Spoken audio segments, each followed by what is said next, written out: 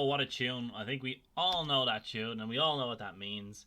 Today on the Big Nose podcast, we will be talking about the upcoming American election of the next president or the continuing president.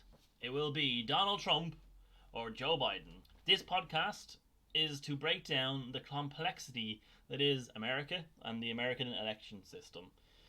We will talk all about the candidates, we will talk about who they are, where they're from, what they did, and what they're planning on doing. We will break down the confusing system that is the electoral college votes, and I want to talk to you about swing states and safe states.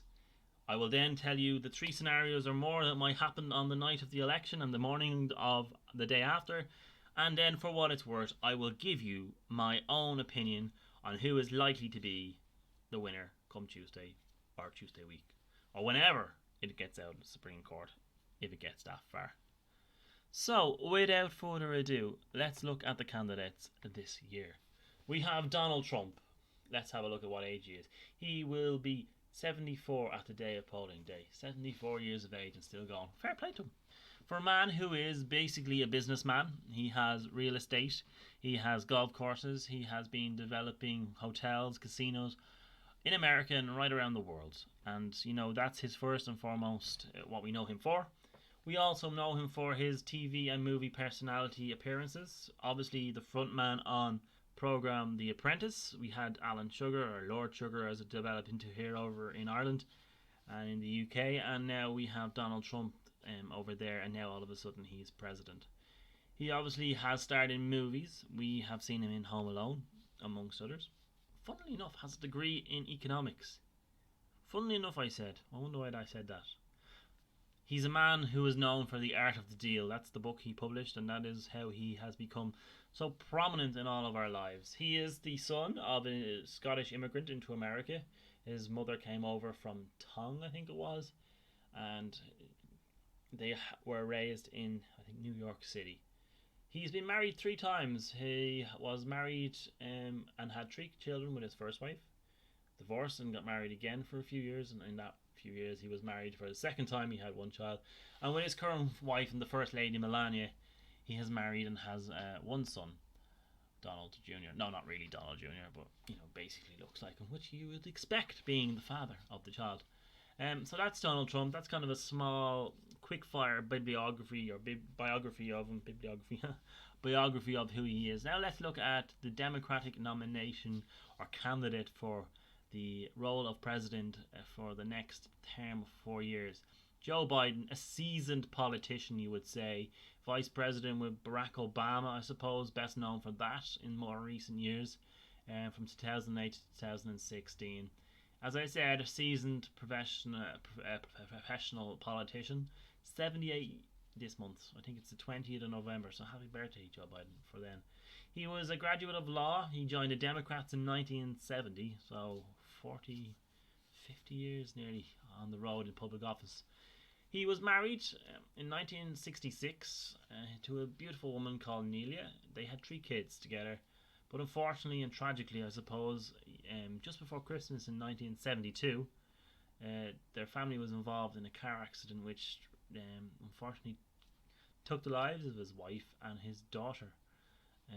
Joe then later married in 1977 his wife, since then, Gillian, or Jill, as we all know, and they have 1 child together. He, as I said, he is a seasoned politician. He is senator for Delaware from 1973 to 2009, to which when he became at his inauguration speech or inauguration with Barack Obama, he became vice president, so then had to give up the seat as senator. So that's kind of a little biography of him. So that's the 2 candidates. That's what he are. Trump, obviously, for the Republican Party. Joe Biden for the Democratic Party. As we know, we have Pence with Trump and we have Harris with Biden, and that's what they're standing on in terms of their life experience. So you would say Trump is the businessman. He has been a politician for no more than 4 years, realistically, a seasoned campaigner. Biden, a seasoned politician and very much knowing the system that he's working in. So let's see if we think he will win. I suppose looking at their record in terms of their political career.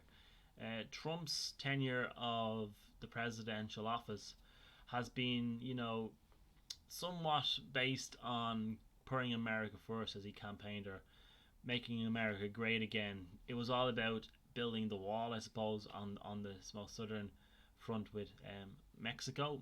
Let's be honest, that wall, it hasn't been finished.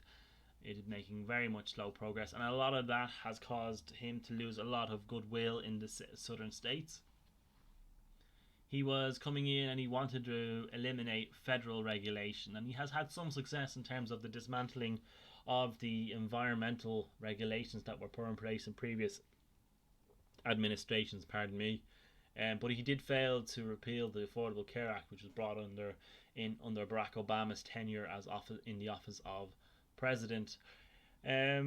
Looking else, what else has he done? I suppose COVID-19. We can't really not mention COVID-19 when you mention Trump. The amount of deaths that have happened while he was dealing with this pandemic will ultimately, I think, define his first 4 years as president of America.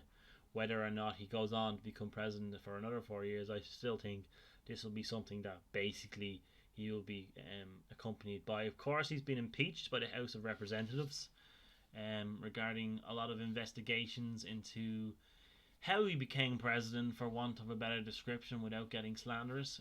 But he has had some success, I suppose.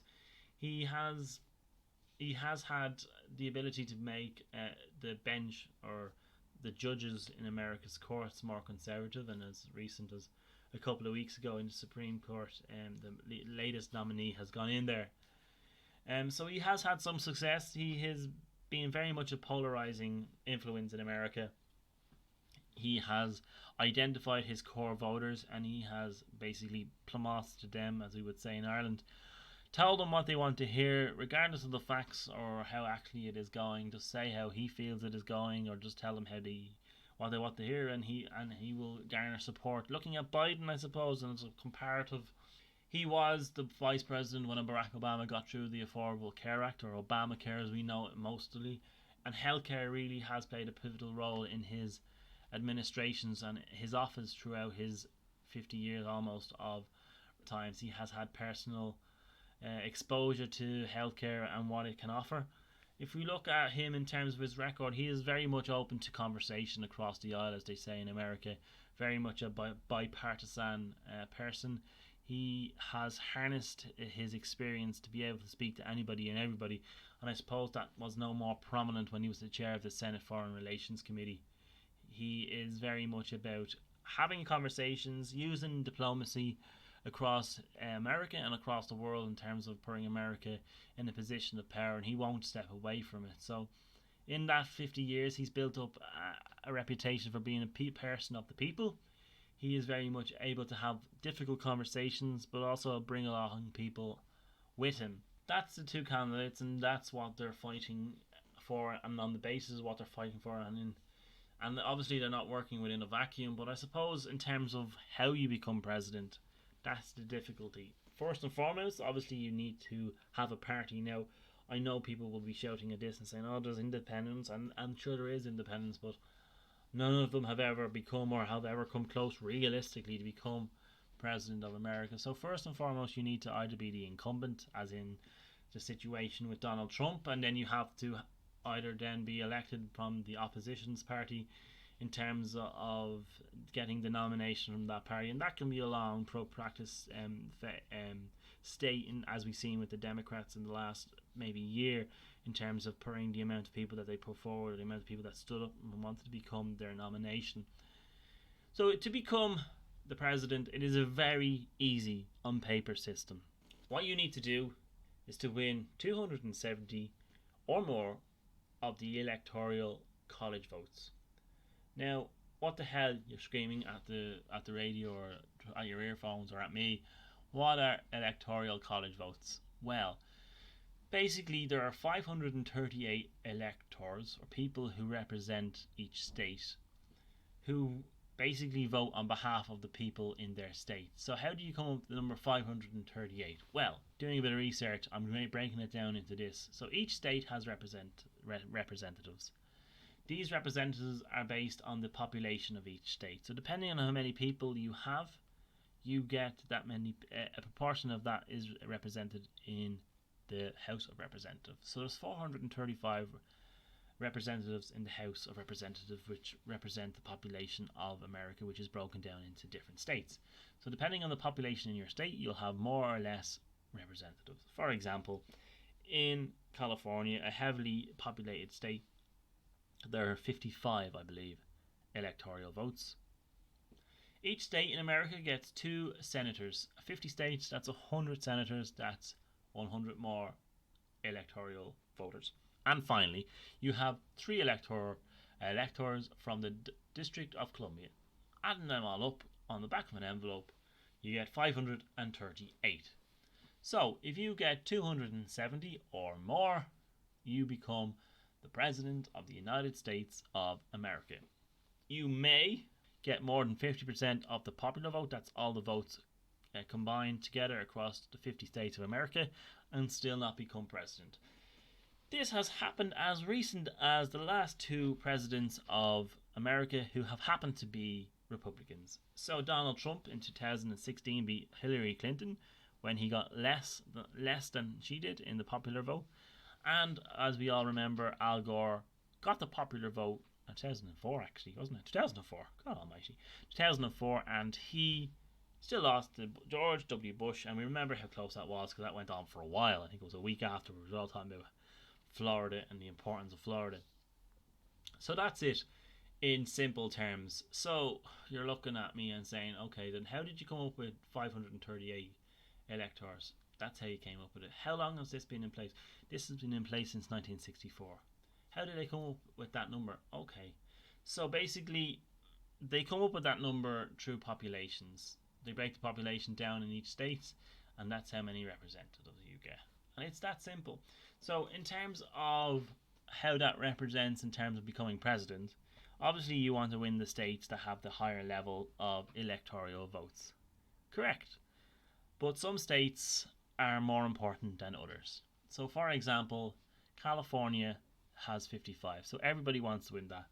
But for a lot of people, California is going to be a safe state. California generally is more open, expansive, liberal, and generally votes Democratic. And the same with New York. So what you'll find is then that we will be focusing on safe states and swing states. Now, before we get on to what safe states are and swing states are, it's one more important thing to point out, that to make it simple for a lot of people who might not be familiar with the electoral college vote system, I look at it like this. For example, in California again, there might be 50 people. So there's 50 votes, 50 million votes up for grabs. If you win that state by 1 vote, you get in your kitty the 55 electoral votes. Basically, it's an adding up process. If you can add up states or win states with the most electoral votes and then add them all up, you will win the election. So you have to win basically mini elections within the larger election. And that's all you have to do. So you need to be strategic, you need to be aware of where the votes are, where you can and where you can't win. And this is where it comes into the phrase, and we'll move on to it now, what swing states are and safe states are. So safe states are states that are known to vote the same way year on year, election on election. They have had senators from the Republican Party for years. They've had representatives from the Republican Party for years. They have had red for year after year after year after year. And they are not likely to change anytime soon. So why would you bother as a campaigner going to that state? 1, if you are a Republican, or 2, if you're a Democrat. If you know a state's not going to go the way you want it to go, what's the point of investing money, time and energy that can be best spent in other states where there's more likely to be a sway or a swing? Same way you wouldn't go to a state if you were a Democrat and you were likely to win that state. So New York, California are very less likely to get visits from challengers or the president when they know the state is going to be the way it goes. So that's what safe states are. States that candidates or presidents don't go to because they know what way they're likely to vote, and they've always voted Democrat or they've always voted Republican. And there's no need to waste time, waste money that can be best channeled into areas where there is likely to be a swing or there's votes up for grabs. And this brings us on to the crux of what swing states are. Swing states change year on year or election on election for a number of reasons. The population may have changed, so therefore the number of electors that they get has changed. This year you would be forgiven for thinking that there is more than normal in terms of swing states, but that's a representative of how close this actual race is. There is about, I would say, between 9 and 10 states of the 50 states of America that are up for grabs between Trump and Biden. I would say the following is the list of states. You are looking at Wisconsin, Texas, Georgia, Michigan, Arizona, Florida, as always, Ohio, Pennsylvania, Nebraska, and North Carolina. If you look at the news in the coming days up to the election, you will see these candidates and the president going to these states over and over again. For example, last night I believe Trump did, I think, 4 or 5 visits in Pennsylvania alone, and more campaigning in Pennsylvania alone than any other state so far. If you look at Florida, for example, with 29 college votes, in previous elections, I think it was the last election between Clinton and Trump and Clinton, between the two of them, visited parts of Florida 35 and 36 times respectively, whereas they may not have gone to the likes of Alaska, for example, more than twice, if at all. So this is why I want to break down the swing states. So I've mentioned Florida, Arizona, Michigan, Nebraska, Pennsylvania, Texas, Georgia, Ohio, Wisconsin, and North Carolina.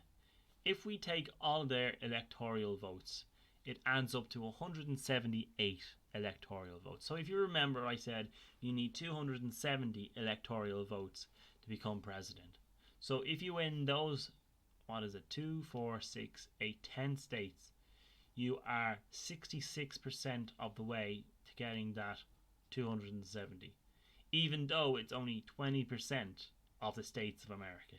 And this is the key to the 178 seats available, and you're looking at Florida, which is 29, you're looking at Texas, which is 38, and that's nearly the guts of 29, 38, 67 seats. So that's even, with those 2 states out of those 10 states, is a third of the seats available. So you're looking at, possibly having a campaign across 50 states where 2 states play into it. And that's a little bit interesting, because when we come to my predictions, there is a very interesting point I'll make on it. Why would you bother then going to a safe state if you can go to Texas, what might be leaning left or right or blue or red or Biden or Trump, when you have to focus on the possibility of getting 38s, which will ultimately bring you across the line when it comes to the end of it? So that's what swing states are. They're neither red or blue, Democrat or Republican. They go depending on the issue. Now, I'm not going to break down each state. I'm not going to look at each state, because we could be here till kingdom come. But we all remember what happened between Al Gore and George W. Bush back in 2004, as I just about remembered. That was so close that it actually went on for a bit of time. 29 seats is a lot of seats. It's 10%. It's just over 10% of the seats needed. So one state representing just over 10% of what you need. That's a no-brainer. That's why you fight for that. Texas again. So if you look at Texas, California, and Florida, and you add them all up, 55, 29, and 38, you have the guts of 110. That's serious. That is serious seats. And then you add in the ones that you already have safe, or you're pretty sure that will go your way. Like, you're on to serious numbers. Okay, it might be 3 states out of 50, but this is how it works. And you know, there has been a number of conversations over the years in terms of trying to change this, but it just hasn't come to fruition, and I don't think it will come to fruition for the next few years. And that's how you become president of America. Pretty simple. You get it nominated by your party, or you're the incumbent. You get 270 of the 538 electoral seats, and bingo, you're in the Oval Office. Obviously, there's a lot of work that goes into it. Campaigning, debates, which obviously this year in the COVID-19 situation have been very difficult to have, let's be honest. Campaigning has been very different. Joe Biden has gone around and hasn't had too many people at his rallies. Trump has continued with the old-fashioned, having the doorsteps and having the barnyard and having the big old events with people, loads of people in attendance. And he's been, he's been singing to the converted, I suppose, in that sense. In sense of what will happen on the night of the 3rd or the morning of the 4th, traditionally in Ireland, we'll wake up about 7 a.m., 5 a.m. East Coast time in America, and at that stage we normally will have a result. So looking at this election and looking at all the rhetoric that has gone around and what's been spoken about in the last number of weeks and months in terms of the legitimacy of certain procedures and ways of voting. Voting has been open for, at this stage, a couple of months in some states, where you can actually go and in-person vote, as they call it, in some states. You have the ability to vote by post up to the 3rd, and as long as the stamp on the envelope in which you return your vote has the 3rd on it, it will be accepted. And it could take up for a week for that post to be processed, in terms of receiving it, putting it in the postal office, sending it to the sort centre, getting the sort centre correct, and then getting it opened and actually piling it up and putting it in the right area. So you're looking at a possibility in the COVID time, when people aren't trying to get out as much, that we could have a delay in declaring, which obviously in an economy, from an economic point of view, is uncertain, and uncertainty can negatively affect an economy, and America's economy is very susceptible to the negative impacts such as this. So they will be conscious on the night of the 3rd and the morning of the 4th that this won't happen. The first scenario would be that Trump is a clear winner, that he gets over the 270 by a large margin. He might be onwards for 290, 300. And the votes have been coming in, and there's been a trend, and there's been an acceptance by the Democrats that maybe they haven't done enough, which, looking at the way they've campaigned, there is a possibility that they haven't done as much as they probably should have done, and the approach to campaigning has been, while in line with public and health recommendations, might not be how they get across the line, and they might look back at this and say, okay, we did it wrong. But there's in the first scenario, there's a clear win for Trump. Trump will obviously jump on that fairly quickly.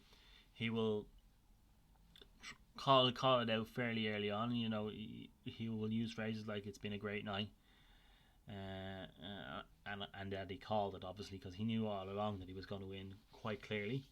In scenario 2, you're looking at a possibility of a clear Biden win, and I think people have suggested, regardless of whether Biden wins by a little bit or a lot, Trump will still argue it.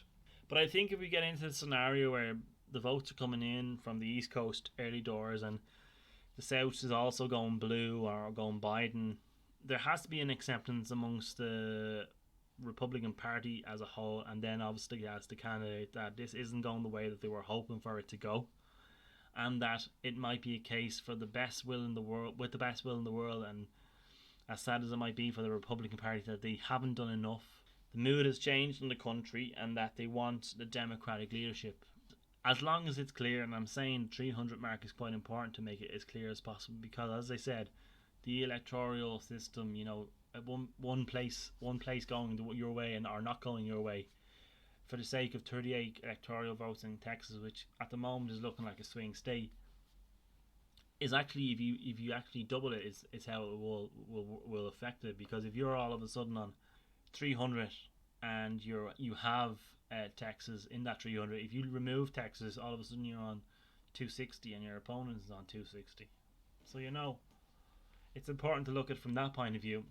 And then the third, and probably the most difficult and most worrying scenario, I would say, is a dead heat where there's no clear winner. And probably this is what will come to fruition, that there is no clear winner. Things are too tight to call in each state on a first level, so you can't actually call the electoral votes.